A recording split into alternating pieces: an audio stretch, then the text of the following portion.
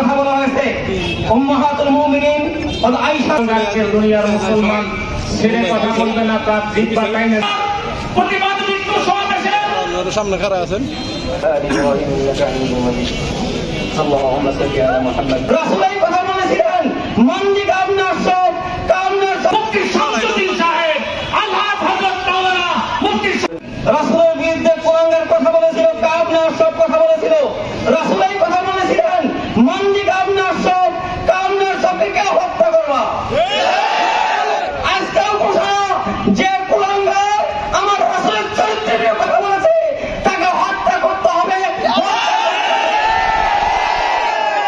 নম্বর কথা, সংগ্রামী ভাইয়েরা আমার, দুই বন্ধ ওলামায়ে কেরামের উপরে স্বৈরাচারী সাবেক স্বৈরাচারী শেখ হাসিনার গুন্ডা বাহিনী ওলামায়ে কেরামের গণহত্যা করেছিল।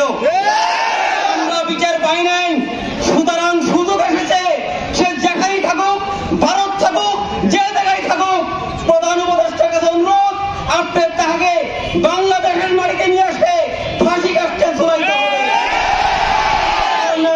সুতরাং আসেন, যেমন করে সর্বস্ত ওলামায়ে কেরাম ঐক্যবদ্ধ হয়ে আমরা মাঠে আছি, মাঠে আগামী দিনও থাকবো। আমরা ইনশাআল্লাহ আগামী সমস্ত কর্মসূচিকে ইত্তেফাকের ব্যানারে পালন করার জন্য উদাত্ত আহ্বান জানিয়ে সবাইকে উদাত্ত আহ্বান জানিয়ে আমার সংক্ষিপ্ত আলোচনা শেষ করছি।